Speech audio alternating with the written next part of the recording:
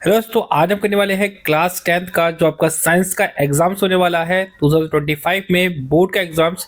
उसके लिए लेकर आए हैं साइंस के इंपॉर्टेंट क्वेश्चन। तो चलिए शुरू करते हैं सबसे पहले वाले क्वेश्चन से। पहला क्वेश्चन आपको क्या बोलते हैं, बोला गया है मानव नेत्र में पक्षमाभी पेशियों का महत्व बताना है और परितारिका का कार्य क्या होता है, ये आपको बताना है। तो देखो क्या होता है, पक्षमापी जो पेशी होते हैं ना, वो उनका काम होता है लेंस की मोटाई को बदलकर निकट और दूर की वस्तुओं को स्पष्ट देखने में मदद करना। पक्षमापी जो पेशी होते हैं हमारे आंखों में, पक्षमापी जो पेशी होते हैं इनका काम होता है जो हमारी आंखों की लेंस होती है उसकी मोटाई को बदलकर दूर की और पास की जो वस्तु होती है उनको साफ देखने में मदद करता है। कौन? पक्षमापी पेशी। ठीक है। उसके बाद आता है हमारा परितारिका। किससे? परितारिका के कार्य क्या होते हैं, देखो लिखा यहाँ पे है परितारिका के कार्य क्या है। देखो, परितारिका पुतली का आकार नियंत्रित करके, ठीक है, नेत्र में प्रवेश करने वाली प्रकाश की मात्रा को नियंत्रित करती है। जो परितारिका होती है, ठीक है, उसका काम होता है हमारी पुतली के आकार को बढ़ाकर घटाकर, मतलब ये नियंत्रित कर कर हमारे आंख में कितनी रोशनी जाएगी, ठीक है, प्रकाश जाएगा, इसको कंट्रोल करने का काम कौन करता है? परितारिका। ठीक है। इसके बाद आपका जो नेक्स्ट क्वेश्चन हमारा आता है वो है हमारा कि जरा दृष्टि दोष से पीड़ित व्यक्ति, क्या है हमारा क्वेश्चन? जरा दृष्टि दोष से पीड़ित व्यक्तियों को वस्तुओं को स्पष्ट देखने में के लिए किस प्रकार के लेंस की आवश्यकता होती है। कोई एक व्यक्ति है, ठीक है, जिसको जरा दूर दृष्टि दोष हुआ है, ठीक है, आंखों की बीमारी ये वाली है, जरा दूर दृष्टि दोष के वो पीड़ित व्यक्ति है। तो उसको अगर मुझे ठीक करना है तो कौन सा लेंस की आवश्यकता होगी? तो जिस व्यक्ति को दूर दृष्टि दोष होता है उस व्यक्ति को स्पष्ट देखने के लिए उत्तल लेंस लगाना पड़ेगा। कौन सा लेंस लगाना पड़ेगा? उत्तल लेंस। ठीक है। इसके बाद आपसे क्वेश्चन पूछा आता है, क्वेश्चन ये है कि प्रिज्म के प्रकाश के अपवर्तन के संदर्भ में निम्न को परिभाषित कीजिए। हमें इनकी डेफिनेशन बतानी, जैसे अपवर्तन कोण क्या होता है और आपतन कोण क्या होता है। देखो, अपवर्तन कोण क्या मतलब होता है, यह वह कोण होता है जो आपतित, देखो, अपवर्तित किरण और प्रिज्म के सतह पर खींचे गए अभिलंब के बीच में बनता है। अपवर्तन कोण किनके बीच में बनता है? अपरिवर्तित किरण और अभिलंबित जो लाइन होती है उनके बीच में बनता है। जैसे एक लाइन ऐसी गई है तो एक प्रकार टकरा के जो वापस जा रही है, तो जो बीच में जो एंगल बनेगा वो मेरा अपवर्तन कोण बनेगा। ठीक है यहाँ पे। फिर इसके बाद आता है आपतन कोण क्या होता है। ये देखो, यह वह कोण है जो आपतित किरण और प्रिज्म के सतह के बीच में खींची होती है। जैसे एग्जांपल समझो, एक सतह है, ठीक है, यहाँ पे प्रकाश की किरण आई और टकरा के वापस गई, ठीक है, यहाँ पे तो एक एंगल यहाँ बनता है और एक एंगल यहाँ बनता है। यहाँ पे सीधी एक अभिलंबी लाइन होती है, ठीक है, यहाँ पे अभिलंब लाइन होती है। तो यहाँ जो एंगल बनता है उसे आपतन कोण कहते हैं, यहाँ जो एंगल बनता है उसे अपवर्तन कोण कहते हैं। ठीक है। यहाँ पे अगला आपका टॉपिक क्या पूछा गया है वो मैं बता देता हूँ। क्वेश्चन पूछा गया है कि ये बताइए कि श्वेत प्रकाश के विक्षेपण को परिभाषित करना है। श्वेत प्रकाश का विक्षेपण का मतलब क्या होता है? देखो, जब श्वेत प्रकाश मतलब सूरज से जो आने वाली रोशनी है उसे श्वेत प्रकाश कहते हैं। जब इसको हम प्रिज्म से निकालते हैं, कहाँ से गुजारते हैं? प्रिज्म।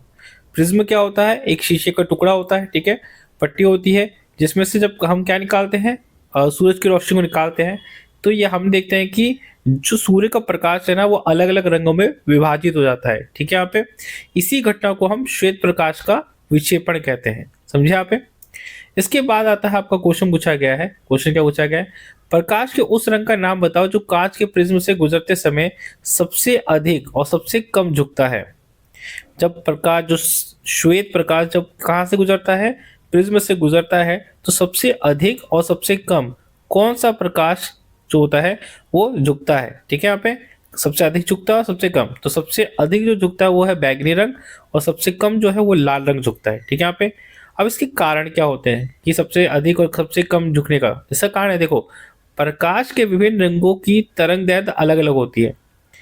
जो सूर्य का प्रकाश है, ठीक है, जब उसको प्रिज्म में से गुजारोगे आप तो अलग अलग रंगों में वो बढ़ जाता है। ठीक है। यहाँ पे और अलग अलग एंगल से वो गुजरता है। तो ये जो अलग अलग एंगल से गुजरता है इसके कारण क्या होते हैं? क्योंकि देखो, हर एक रंग का जो अपना तरंगदैर्घ्य होता है, तरंगदैर्घ्य अलग अलग, सबका अलग अलग होता है, इसी वजह से वो अलग अलग एंगल से निकलते हैं। कांच में उनकी अपवर्तन अलग अलग होने के कारण वो अलग अलग कोण में झुकते हैं। कांच में प्रकाश का जो प्रकाश होता है, ठीक है, इसमें अलग अलग रंग होते हैं, अलग अलग कलर्स होते हैं, ठीक है, जिससे वो विभाजित होता है, तो वो सबके सब अलग अलग उसमें एंगल में से बाहर निकलते हैं। आगे क्वेश्चन आपसे पूछा गया है, क्वेश्चन ये पूछते हैं कोई तारा कभी अधिक चमकीला और कभी फीका दिखाई देता है, इस प्रभाव को क्या कहते हैं, इस प्रभाव का कारण बताइए। देखो, जब कोई तारा क्या नाम है क्या दिखता है, देखो कभी चमकीला दिखता है कभी फीका दिखता है ना, इसको हम टिमटिमाना कहते हैं। क्या कहते हैं इसे? टिमटिमाना। अब इस टिमटिमाने का कारण क्या है? कोई भी तारा जो है, कोई भी टिमटिमाता क्यों है? क्योंकि देखो यहाँ लिखा है कि तारों से आने वाला प्रकाश वायुमंडल की विभिन्न घनत्व वाली परतों से गुजरता है, जिससे अपवर्तन होता है। जब तारों से आने वाला, देखो जब तारे हैं जो चमकते हैं तो वहां से प्रकाश आता है, तो ये जो प्रकाश होता है जो हमारे आंखों तक पहुंचता है वो क्या होता है, हमारे वायुमंडल से होते हुए आता है। ऊपर हमारे ऊपर की तरफ वायुमंडल है ना, उसमें से होते हुए आता है। तो जिसमें क्या होता है कि वायुमंडल में क्या होता है, अलग अलग परतें होती है। तो प्रकाश क्या होता है, प्रकाश आने में उसका अपवर्तन होता है। अपवर्तन मतलब होता है कभी उसके सामने कोई चीज आ जाती है, कभी चली जाती है, कभी आती है, ऐसे ऐसे होता रहता है। ठीक है यहाँ पे। और बार बार अपवर्तन होने से क्या होता है कि जो प्रकाश की जो दिशा है वो बदलती रहती है। इस वजह से हमें लगता है कि प्रकाश क्या हो रहा है, वो क्या हो रहा है, हमारा तारा जो है चमक रहा है, मतलब टिमटिमा रहा है, ऐसा हमको लगता है। ठीक है। अगला क्वेश्चन क्या पूछा गया है, क्वेश्चन पूछा गया है कि ब्रायोफिल्म और राइजोपस, देखो यहाँ पे लिखा है ब्रायोफिल्म और राइजोपस में देखे गए प्रजनन की विधियों का नाम बताना है। ठीक है। तो ब्रायोफिल्म में प्रजनन कौन सा होता है? तो ब्रायोफिल्म में अलैंगिक विधि द्वारा प्रजनन होता है। ठीक है यहाँ पे, जिससे पत्ती से प्रसार कहा जाता है। इसकी पत्तियों के किनारे पर क्या होती है, छोटी छोटी कलियां यानी बर्ड्स बन जाते हैं। ब्रायोफिल्म में क्या होता है, लैंगिक जनन होता है और इसमें किनारों पे छोटे छोटे बर्ड्स बन जाते हैं जो जमीन पे गिरने नया पौधा बनाते हैं।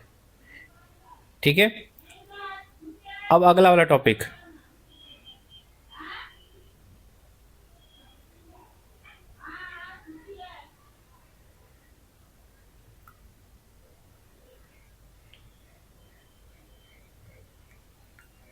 अब आपका नेक्स्ट वाला टॉपिक क्या है, इसमें राइजोपस में प्रजनन क्या होता है। देखो राइजोपस में भी अलैंगिक विधि द्वारा होता है, जिसमें बीजाणु जनन जनन कहा जाता है। राइजोपस में स्पाइरोगारिया में बीजाणु बनते हैं जो अनुकूल परिस्थिति में नया फफूंद बना लेते हैं।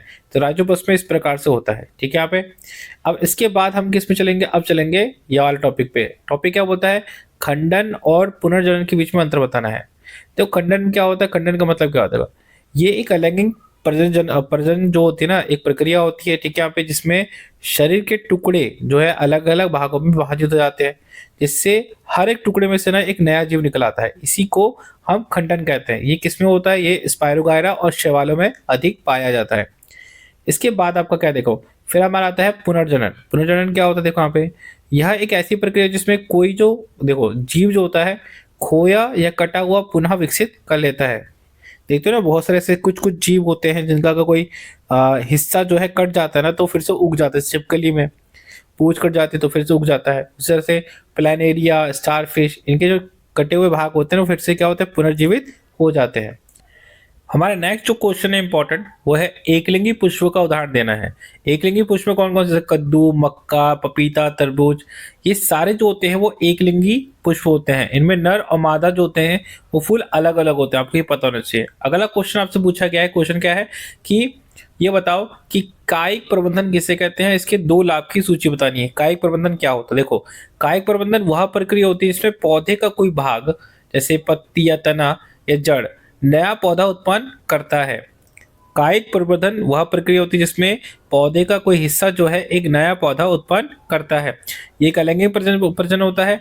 अब इसके लाभ क्या होते हैं, इसमें तेजी से नए पौधे का उत्पादन होता है, पहला।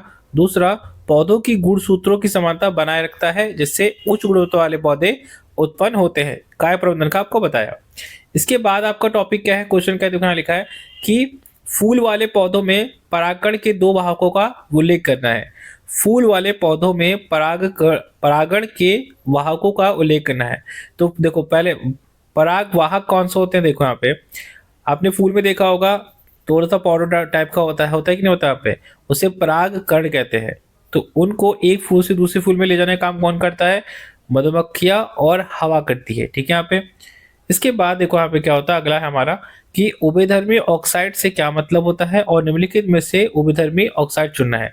तो ये क्वेश्चन दे रखा है, इसमें से कौन कौन सा उभयधर्मी, पहले आपको बताना है उभयधर्मी क्या होता है। देखो यहाँ लिखा है उभयधर्मी ऑक्साइड वे ऑक्साइड होते हैं जो अम्ल और क्षार दोनों के साथ प्रतिक्रिया कर सकते हैं। उभयधर्मी ऑक्साइड वे ऑक्साइड होते हैं जो अम्ल और क्षार दोनों के साथ क्या करते हैं, प्रतिक्रिया करते हैं, और इन्हें अम्ल और क्षार दोनों के गुण वाले ऑक्साइड कहा जाता है। जब ये ऑक्साइड अम्लों के साथ प्रतिक्रिया करते हैं तो क्षार उत्पन्न करते हैं, और जब क्षारों के साथ प्रतिक्रिया करते हैं तो अम्ल उत्पन्न करते हैं। इनको कहते हैं हम उभयधर्मी ऑक्साइड। इसके बाद क्या बोला गया है, उभयधर्मी जो ऑक्साइड होते हैं ना, देखो यहाँ पे उभयधर्मी ऑक्साइड की क्या तरीका है, यहाँ पे ये जो ऊपर जो ऑप्शन है इनमें से ये वाली जो है वो उभयधर्मी ऑक्साइड्स है। इसके बाद आपसे क्वेश्चन पूछा गया है कि देखो यहाँ लिखा है कि सोडियम और ऑक्सीजन का इलेक्ट्रॉनिक विन्यास बताओ। तो सोडियम का क्या होगा और उसका क्या होगा, तो सोडियम का मैंने आपको यहाँ दे रखा है और ऑक्सीजन का ये दे रखा है, ठीक है, यहाँ पे इलेक्ट्रॉनिक विन्यास। इसके बाद हम बात करते हैं सोडियम। सोडियम ऑक्सीजन के संयोजन से बने यौगिक के दो सामान्य गुण क्या है। सोडियम और ऑक्सीजन के संयोजन से जो यौगिक बनता है उसके गुण क्या होते हैं। तो सोडियम, देखो इनके जो गुण होते हैं, इनके देखो यहाँ पे लिखा है, यहाँ पे सोडियम और ऑक्सीजन के संयोजन से सोडियम ऑक्साइड बनता है। क्या बनता है, सोडियम ऑक्साइड। और इसके दो मुख्य गुण क्या होते हैं। पहला गुण देखो मैं आपको बता देता हूँ, पहला जो गुण होता है वो होता है क्षारीयता। जो सोडियम ऑक्साइड बनता है वो पानी में घुलकर सोडियम हाइड्रोक्साइड बना देता है जो एक मजबूत क्षार होता है, ठीक है। साथ में उच्च मेल्टिंग पॉइंट, इनका जो मेल्टिंग पॉइंट होता है उनका होता है वो भी बहुत ज्यादा हाई होता है, ठीक है। इसके बाद क्या देखा, देखो इसके बाद क्या है, क्या होता है यह समझने के लिए संतुलित रासायनिक समीकरण लिखना है। देखो कि आपको बताना है कि जो पारा यानी सिनावार यानी पारा का अयस्कों को गर्म करने पर क्या होता है। तो जो सिनावार है उसको गर्म करने पर क्या होता है, यानी पारा और सल्फर उत्पन्न होता है। याद रखना, सिनावार को जो गर्म करते हैं तो पारा और सल्फर बनता है, ठीक है। उसके बाद आता है हमारा, ये देखो यहाँ पे दे रखा है CO2O और CO2, ठीक है, S के मिश्रण को गर्म किया जाता है तो क्या बनता है। तो इसका समीकरण हमने यहाँ दे रखा है, यानी ताम्र बनता है, ठीक है। यहाँ पे यानी बस पता आपको, इसके यानी Cu बनता है। इसके बाद जिंक हमारा क्या दे रखा है, हमारा जिंक के बारे में दे रखा है। जिंक ऑक्साइड को कार्बन के साथ गर्म करने पे क्या बनता है वो भी दे रखा है। तो जिंक ऑक्साइड को कार्बन से गर्म करने पर जिंक और कार्बन डाइऑक्साइड उत्पन्न होता है, ये आपको बताना है। इसके बाद क्या है, फिर इसके बाद पूछा गया है कि आयरन ऑक्साइड एल्युमिनियम के साथ अपचित होता है तो क्या होता है। तो आयरन ऑक्साइड जो एल्युमिनियम के साथ गर्म करने पर आयरन और एल्युमिनियम ऑक्साइड उत्पन्न करता है, ठीक है। इसके बाद हमारा जिंक सल्फाइड का भर्जन होता है। जिंक सल्फाइड का भर्जन मतलब जिंक सल्फाइड को भर्जन करने पर जिंक ऑक्साइड और सल्फर उत्पन्न होता है, ठीक है। इसके बाद यहाँ पे दे रखा क्वेश्चन हमारा अगला नेक्स्ट इंपॉर्टेंट क्वेश्चन है कि इलेक्ट्रॉनिक फ्यूज और शॉर्ट सर्किट या ओवरलोडिंग के कारण सर्किट और उपकरणों का संभावित क्षति कैसे बचाता है। देखते जब आपके घर में कोई शॉर्ट सर्किट हो जाता है या बहुत ज़्यादा ओवरलोडिंग हो जाता है तो क्या समस्या आती है वो बताना है। तो कैसे आपकी जो सामान है वो बचते हैं। इलेक्ट्रॉनिक फ्यूज शॉर्ट सर्किट या ओवरलोडिंग के दौरान अत्यधिक करंट के कारण पिघलकर सर्किट को काट देता है। आपके घर में फ्यूज होगा ना, उसमें क्या होता है, जैसे अगर मतलब बहुत ज़्यादा ओवरलोडिंग हो जाएगा ना इलेक्ट्रिसिटी का तो जो फ्यूज है वो टूट जाता है, ठीक है, यहाँ पे, जिससे आपके जो घर के उपकरण है वो क्या होते हैं, बच जाते हैं खराब होने से। फिर अगला आता है हमारा विद्युत धारा को मापने के लिए किस उपकरण का उपयोग किया जाता है और इसे कैसे जोड़ा जाता है। तो इसका आंसर होगा विद्युत धारा को मापने के लिए अमीटर का प्रयोग होता है और इसे श्रृंखला में जोड़ा जाता है, ठीक है। उसके बाद आता है एक अमीटर की परिभाषा देनी, एक अमीटर की। तो एक अमीटर जो होता है वह विद्युत धारा है जो समांतर और लंबी तारों में 1 मीटर की दूरी पर 1 न्यूटन बल उत्पन्न करता है, यह आपको याद रखना है।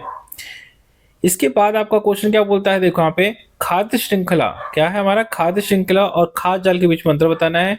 टिड्डे घास मेंढक से बनी खाद्य श्रृंखला, यदि टिड्डे की आबादी कम होती है तो पहले और तीसरे स्तर से संबंधित जीवों की आबादी क्या होगी।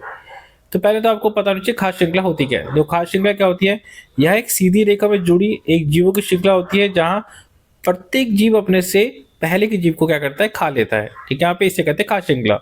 और खाद्य जाल क्या होता है, ये एक जटिल नेटवर्क होता है जिसमें बहुत सारे ना खाद्य श्रृंखलाएं पाई जाती है, ठीक है यहाँ पे।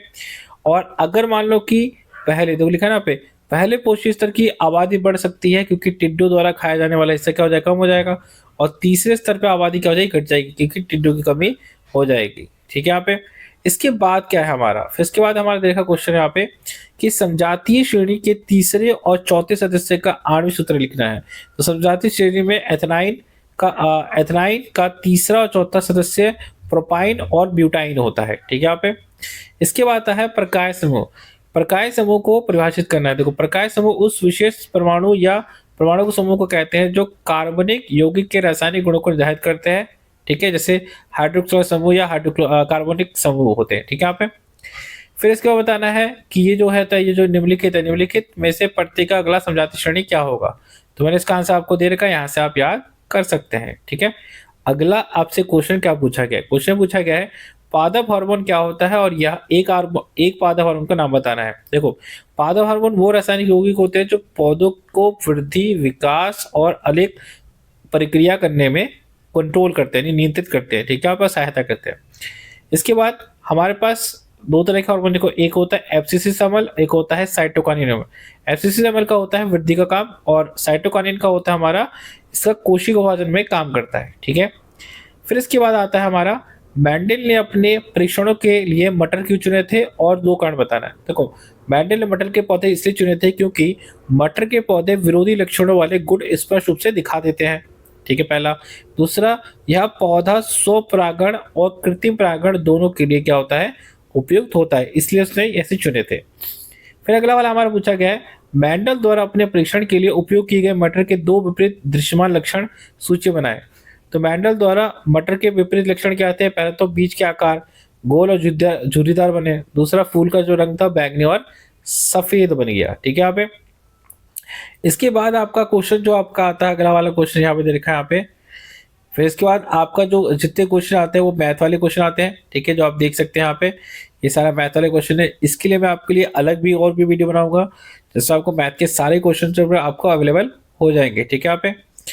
फिर इस तरह के सारे क्वेश्चन, ये जितने भी पीडीएफ के जितने क्वेश्चन दे रखे हैं मैंने आपको प्रोवाइड करा रखे हैं, इस सारे इसका पीडीएफ जो है आपको कहाँ दे दूंगा मैं, आपको डिस्क्रिप्शन में मिल जाएंगे, वहां से आप डाउनलोड कर सकते हैं। सारे मोस्टली क्वेश्चन जो मैंने आपको मेरे को समझा दिए हैं। और अगर आपको कोई डाउट है आप क्या कमेंट में पूछ सकते हैं। और अभी के लिए थैंक्स फॉर वॉचिंग।